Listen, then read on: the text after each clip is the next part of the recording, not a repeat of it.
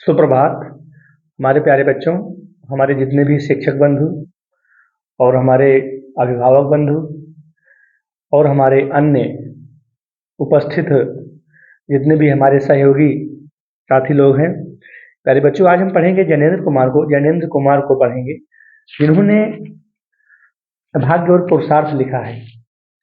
भाग्य और पुरुषार्थ लिखा है। आज हम प्यारे बच्चों गद्यांश पर आधारित जो प्रश्न आपकी परीक्षा में पूछे जाते हैं, क्योंकि वह प्रश्न आपके 10 नंबर के होते हैं, 5 क्वेश्चन उसमें से बनाता है प्यारे बच्चों।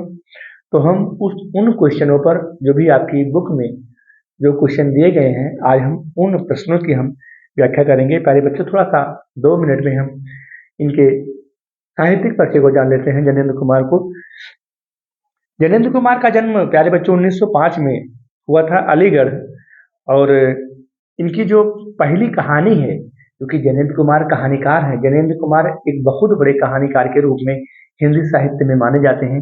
इनकी प्यारे बच्चों पहली कहानी है खेल, जो 1908 में विशाल भारत में प्रकाशित हुई थी। इनकी पहली कहानी कौन सी है? खेल है, जो 1928 में विशाल भारत में प्रकाशित हुई थी। और इसके बाद ये निरंतर यानी कि लगातार हिंदी साहित्य की सेवा में तत्पर यानी कि हिंदी साहित्य की सेवा में एक तत्पर बने रहे। और प्यारे बच्चों, इनका जो कुछ इनकी और कहानियां हैं, जैसे इनकी कहानी है वातायन, नीलम देश की राजकन्या है, एक रात, दो चिड़िया है, हाथी है।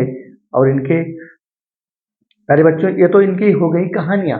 और इनके जो महत्वपूर्ण कुछ उपन्यास भी हैं, जैनेंद्र कुमार के महत्वपूर्ण उपन्यास भी हैं, जो इनका त्यागपत्र है, कल्याणी है, सुखदा है, परख और सुनीता। तो इस प्रकार से आपकी परीक्षा में जो साहित्यिक परिचय पूछता है, उसमें भी यह चीजें आपको काम आएंगी। तो प्यारे बच्चों, हम सीधे चलते हैं अब प्रश्नों के उत्तर पर। इन्होंने लिखा है भाग्य और पुरुषार्थ। पुरुषार्थ क्या है प्यारे बच्चों? भाग्य का निर्माण हम कर्म के द्वारा करते हैं। टॉपिक पर ध्यान दीजिएगा प्यारे बच्चों। भाग्य भाग्य ऐसा नहीं है कि जो मेरे भाग्य में है वही मिलेगा। ये तो जो बुद्धिहीन लोग हैं, जो परिश्रम न करने वाले लोग हैं, उनका मानना है।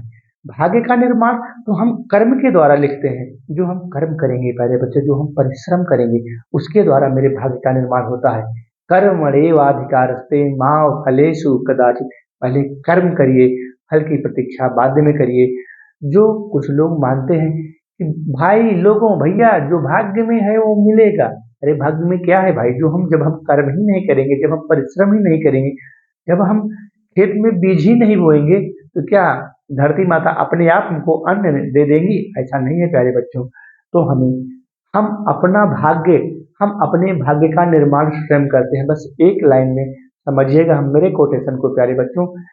अपने भाग्य का निर्माण हम स्वयं करते हैं। वह कैसे करते हैं? अपने कर्मों के द्वारा करते हैं प्यारे बच्चों।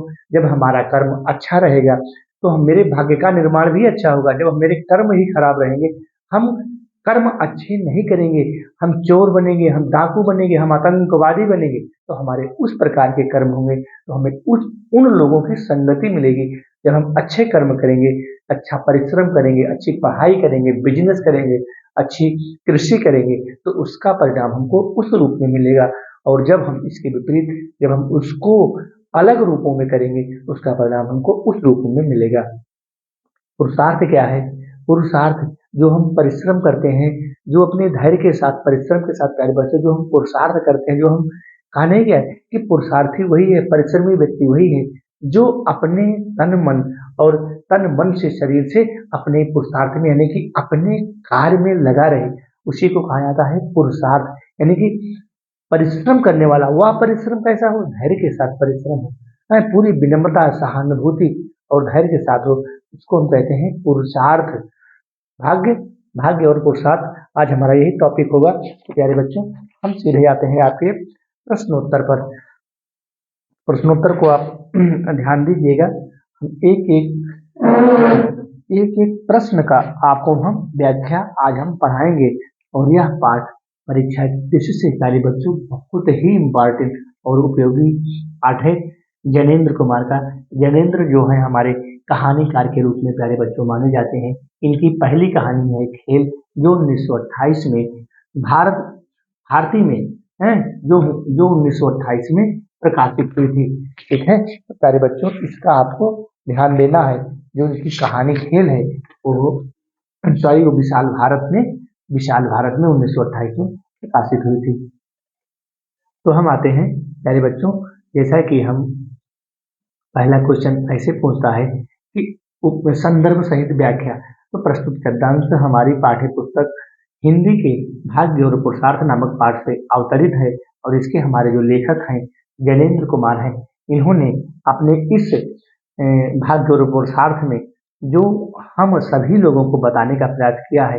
और प्यारे बच्चों, ये पहला जो प्रश्न है उपयुक्त गद्यांश का संदर्भ लिखिए। ये संदर्भ हमने आपको बता दिया। विधाता का दूसरा नाम क्या है? विधाता, जो हमको वी हमारा उपसर्ग है। धाता का मतलब होता है जो हमको देने वाला है। तो विधाता का दूसरा नाम ईश्वर है, प्रभु है, भगवान है। इस प्रकार से आप एक या दो लाइन में, एक लाइन में आप लिखेंगे प्यारे बच्चों। बहुत ज्यादा आपको टाइम बिल्कुल नहीं लगाना है। जैसे यहाँ पर अगर 1.5 लाइन में अंडरलाइन किया है तो आप 2.5 से 3 लाइन में सिर्फ व्याख्या करोगे। पूरे गद्यांश की व्याख्या प्यारे बच्चों नहीं करनी है। पूरे गद्यांश की व्याख्या करने में आपका टाइम एक्स्ट्रा जाएगा और आपका जो अगला प्रश्न है वो छूट भी सकता है। यहाँ पर पूछा है कि विधाता का दूसरा नाम क्या है? तो वी हमारा उपसर्ग है, धाता मतलब देने वाला। कौन सा देने वाला है? ईश्वर है, परमात्मा है, प्रभु है, परमेश्वर है, वही विधाता का दूसरा नाम है। लेखक ने भाग्योदय को किस रूप में माना है? भाग्योदय को लेखक ने, एक शब्द है सूर्योदय। हम जान गए हैं कि उदय सूरज का नहीं होता, सूरज तो अपेक्षाकृत अपनी जगह होता है। कौन घूमती है? पृथ्वी घूमती है? तो कहने का मतलब है कि विधाता का दूसरा नाम, यहाँ देखो पूछा भी है, वह तो विधाता का दूसरा नाम है। कौन?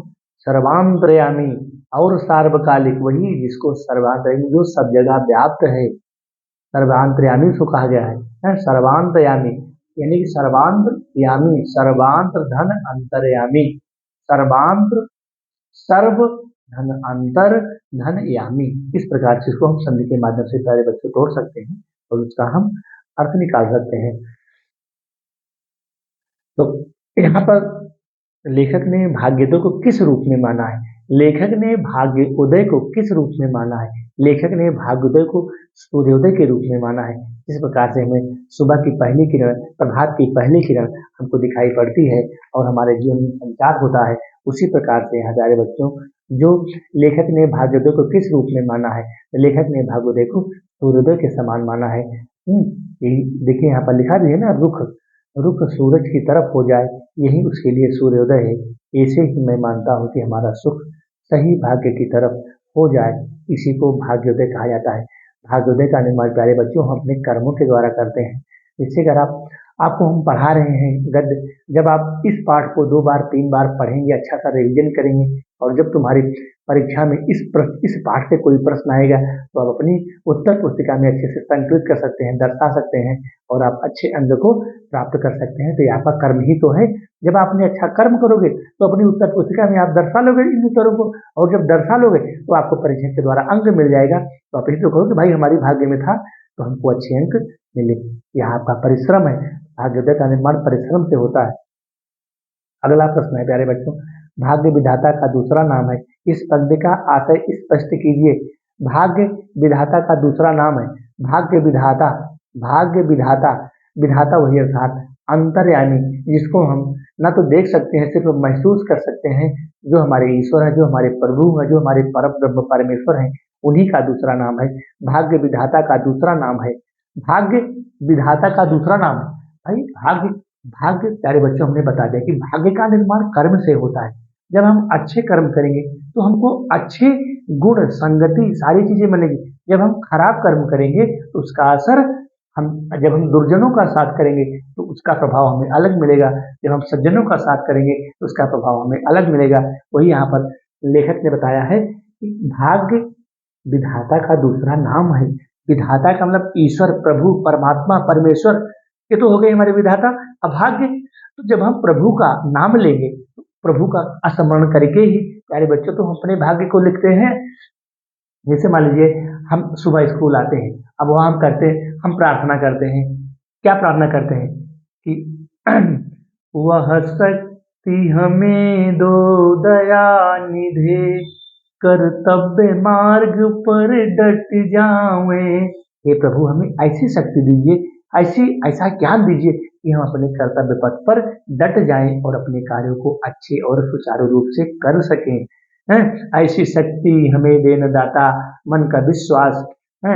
इस प्रकार से हम जब अपने विद्यालय में प्रवेश करते हैं तो हर विद्यालय में सबसे पहले ईश्वर ईश्वर की वंदना या फिर भगवान की प्रार्थना होती है। उसके बाद हम अपने कर्म पर लगते हैं, यानी कि जो हमारा कर्म है पढ़ना 6 से 7 या 8 पीरियड, उस विद्यालय में हमको कर्म करना। जब हम कर्म करेंगे, जब हम अच्छे कर्म करेंगे तो फिर उससे हमारे भाग्य का निर्माण होगा। वही प्यारे बच्चों, भाग्य यही है, भाग्य विधाता का दूसरा नाम है। तो जब हम अच्छा, यहाँ कहा भी गया है, भाग्य भी उसी का साथ देता है जो परिश्रम करते हैं। कहने का मतलब है प्यारे बच्चों, भाग्य भी उन्हीं बच्चों का साथ देता है जो ईमानदारी के साथ परिश्रम करते हैं। भाग्य भी, ईश्वर भी उन्हीं की मदद करता है और दुर्जन लोगों की ईश्वर भी मदद नहीं करता है। अब प्यारे बच्चों हम आ जाते हैं अंतिम प्रश्न पर। गद्यांश के रेखांकित अंश की व्याख्या की। रेखांकित हमने कल भी आपको बताया था, रेखा धन अंकित, जो रेखा के नीचे अंकित है, देखो जो रेखा के ऊपर देखो ये अंकित है। एक धरती रुख सूरज की तरफ हो जाए, यही उसके लिए सूर्योदय है। धरती का रुख सूरज की तरफ हो जाए, भाई सूरज तो हमारा एक तरफ, यानी एक स्थान पर प्यारे बच्चों, सूर्य हमारा एक स्थान पर स्थित है। पृथ्वी उसके चारों ओर गोल चक्कर लगाती है। उसी की वजह से धूप, छांव, सर्दी, गर्मी, यह सब सारी चीजें परिवर्तित होती रहती हैं। तो यही पर यहाँ पर प्यारे बच्चों लिखना है आपको कि धरती का रुख सूरज की तरफ हो जाए, यही उसके लिए सूर्योदय है। ऐसे ही मैं मानता हूँ कि हमारा मुख सही भाग्य की तरफ हो जाए तो इसी को भाग्योदय कहना चाहिए। कहने का मतलब है प्यारे बच्चों, जब हमारी धरती सूर्य के चारों तरफ चक्कर लगाती है, तो चक्कर लगाते लगाते ऐसी भी स्थिति बनती है कि सुबह की स्थिति बनती है, उस समय प्रभात का वर्णन हो जाता है। जब वही पृथ्वी घूमते घूमते दोपहर को पहुंचती है तो फिर उस समय धूप की मात्रा काफी बढ़ जाती है। वही पृथ्वी फिर घूमते घूमते सायं के समय पहुंचती है तो फिर सूर्य अस्त होने को आ जाता है। तो गति तो पृथ्वी में है ना, तो उसी प्रकार से हमको भी अपने कर्म करना है और हम अपने भाग्य का निर्माण हम उसका निर्माण करने में हम स्वयं ही उत्तरदायी हैं प्यारे बच्चों। यहाँ पर लेखक ने माना है, ऐसे ही मैं मानता हूँ कि हमारा मुख सही भाग्य की तरफ हो जाए, इसी को भाग्योदय कहना चाहिए। कहने का मतलब यह है कि मैं भी मानता हूँ कि हमारा जो मुख है सही भाग्य की तरफ कब होगा, जब हम अच्छा सा परिश्रम करेंगे, अच्छे कर्म करेंगे, मेहनत करेंगे, परिश्रम करेंगे, वो भी धैर्य के साथ। तो फिर एक समय जो हमारा मुख है वो लोग कहेंगे भैया ये मेहनत कर रहा था, भाई ये मेहनत कर रहा था, परिश्रम कर रहा था, तो भगवान ने इसकी मदद की, इसको इसके भाग्य में था तो चीजें इसको प्राप्त हुई। मेरे बच्चों इस प्रकार से हमको पढ़ना है। अब जो हमारा अगला अगला गद्यांश है, अब हम ये तो हमारा पहला गद्यांश हो गया। अब दूसरा गद्यांश देते हैं प्यारे बच्चों। गद्यांश आप पढ़ लीजिएगा क्योंकि हम अनावश्यक समय आपका बेकार बिल्कुल नहीं करेंगे, टाइम बहुत कीमती है। इसलिए मैं मानता हूँ कि दुख भगवान का वरदान है, अहिन और किसी औषध से गलत नहीं, सुख भगवान का अमृत है और वह क्षण सचमुच ही भाग्योदय का हो जाता है। तो हम सीधे जाते हैं प्यारे बच्चों इस प्रश्न के उत्तर पर। यहाँ पर है, उपयुक्त गद्यांश के लेखक का पाठ का नाम लिखिए। उपयुक्त गद्यांश के लेखक एवं पाठ का नाम। गद्यांश प्रस्तुत गद्यांश हमारी पाठ्य पुस्तक हिंदी के भाग्य और पुरुषार्थ नामक पाठ से उद्धृत है और इसके हमारे लेखक ज्ञानेंद्र कुमार हैं। ज्ञानेंद्र कुमार एक बहुत ही सुप्रसिद्ध कहानीकार के रूप में माने जाते हैं प्यारे बच्चों। और इनकी जो पहली कहानी है वह है, पहली कहानी इनकी खेल है, कब प्रकाशित हुई थी? 1928 में। किसमें प्रकाशित हुई थी? विशाल भारत में प्रकाशित हुई थी। इस प्रकार से तो आपका संदर्भ पूरा हो जाएगा। अगला अगला प्रश्न है प्यारे बच्चों, लेखक ने भगवान का वरदान किसे माना है? लेखक ने भगवान का वरदान उन परिश्रमी युवकों को माना है जो परिश्रम करते हैं, जो संघर्ष करते हैं। लेखक ने भगवान का वरदान किसे माना? उन परिश्रमी युवकों को माना है जो सचमुच, यहाँ लिखा भी है, इसलिए मैं मानता हूँ कि दुख भगवान का वरदान है। तो लेखक ने भगवान का वरदान किसे माना है? दुख को माना है। मैं मानता हूँ कि दुख भगवान का वरदान है, क्योंकि सुख और दुख प्यारे बच्चों ये धूप और छांव की तरह है। जिस प्रकार से धूप होती है फिर उसके बाद छांव होती है, उसी प्रकार से दुख और सुख है, यह भी भगवान के वरदान है। जब कभी हमको दुख मिलता है तो दुख का समय चेंज होता है और हमें सुख के भी दिन आते हैं। वही यहाँ पर पूछा है कि लेखक ने भगवान का वरदान किसे माना है? तो लेखक ने भगवान का वरदान सुख और दुख को माना है, क्योंकि सुख और दुख ये धूप और छांव की तरह है। जिस प्रकार से धूप और छांव होती रहती है, उसी प्रकार से सुख और दुख जीवन में आते और जाते रहते हैं। बस इतना ही लिखना है और नहीं लिखना है। लेखक दुख को किस रूप में मानता है? लेखक दुख को भगवान के वरदान के रूप में मानता है। भाई दुख तो भी भगवान द्वारा दिया गया एक क्या है? एक एक उपहार है। अगर हमको दुख ना मिले तो हम कैसे सुख की अनुभूति करें? तो कहने का मतलब है प्यारे बच्चों कि लेखक दुख को किस रूप में मानता है? लेखक दुख को लेखक दुख को लेखक दुख को उपहार के रूप में मानता है।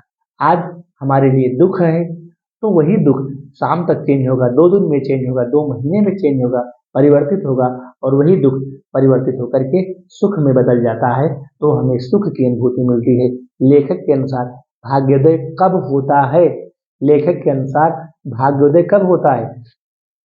यहाँ देखिए प्यारे बच्चों, वह क्षण सचमुच ही भाग्योदय का हो जाता है अगर हम उसमें भगवान की कृपा को पहचान लें।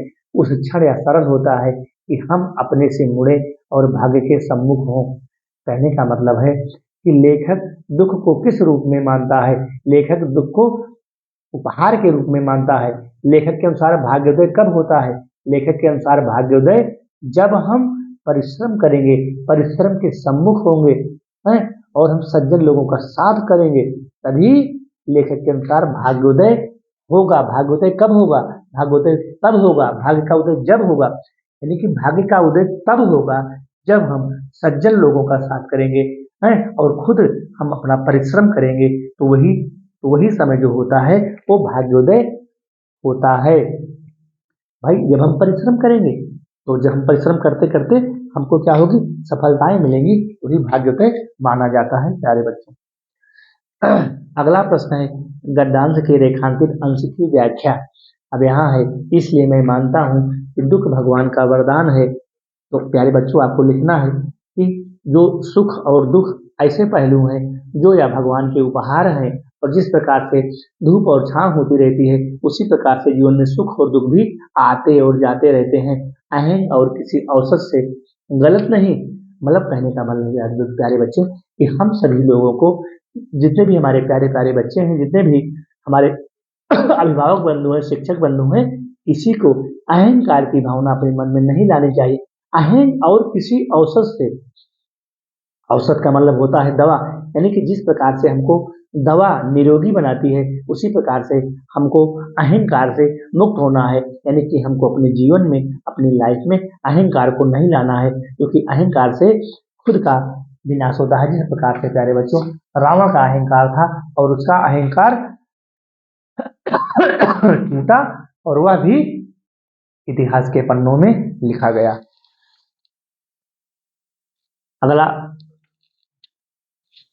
अगला बच्चों है, अगला जो हमारा गद्यांश है प्यारे बच्चों, वह है अकर्म का आशय कर्म का अभाव नहीं, कर्तव्य का क्षण है। अकर्म हमारा उपसर्ग है, कर्म जो हम कर्म करते हैं उसी को कहा जाता है अकर्म, यानी कि कर्म को न करने वाला वही होता है अकर्म। कर्म को करने वाला कर्मयोगी, जो कर्म करेगा, जो परिश्रम करेगा। गद्यांश का संदर्भ पूर्वोक्त रहेगा प्यारे बच्चों। हमने कई बार आपको रिवीजन करा दिया है।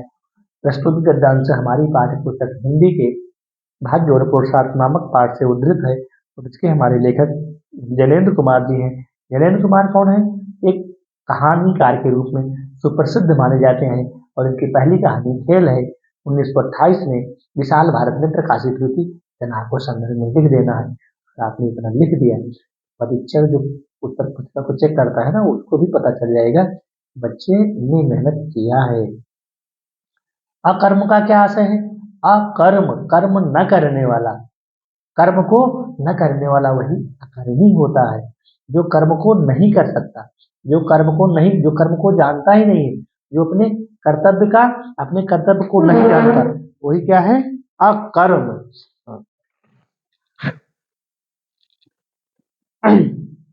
अगला प्रश्न है हमारे प्यारे बच्चों, प्रस्तुत गद्यांश में लेखक ने किस बात का उल्लेख किया है? इस गद्यांश में लेखक ने इस बात का उल्लेख किया है कि जो अकर्मी लोग होते हैं, यानी कि जो कर्म नहीं करते, अकर्म का आशय कर्म का अभाव नहीं, कर्तव्य का क्षय है। कहने का मतलब है यदि जिन लोगों के अंदर कर्तव्य की क्षमता नहीं, कार्य करने की क्षमता नहीं, वो अकर्मी ही तो कहे जाते हैं। भाई जब वो कर्म ही नहीं कर सकता तो अकर्म ही उसका तो हम नाम दे सकते हैं। जो कर्म करेगा, जो अच्छे कर्म करेगा, उसको अच्छे फल की प्राप्ति होगी। जो बुरे कर्म करेगा, उसके बुरे फलों की प्राप्ति होगी, यानी कि बुरे कार्य के बुरे नतीजे वो सामने दिखाई पड़ेगा। तो कहने का मतलब है प्रस्तुत गद्यांश में लेखक ने किस बात का उल्लेख किया है? इस गद्यांश में लेखक ने कर्म, अकर्मी और कर्तव्य का क्षय बातों का उल्लेख किया है। अगला है पुरुषार्थ का अर्थ मेहनत ही नहीं, सहयोग भी है। पुरुषार्थ है जो हम मिल करके अपने कार्यों को संपादित करते हैं, वही तो पुरुषार्थ होता है। पुरुषार्थ जैसे हम विद्यालय में आते हैं, बच्चे हमारे विद्यालय में आते हैं तो शिक्षक के द्वारा उनको बिल्कुल उनको जो है वो पुरुषार्थ किया जाता है, यानी कि उनके मनोबल को बढ़ाया जाता है।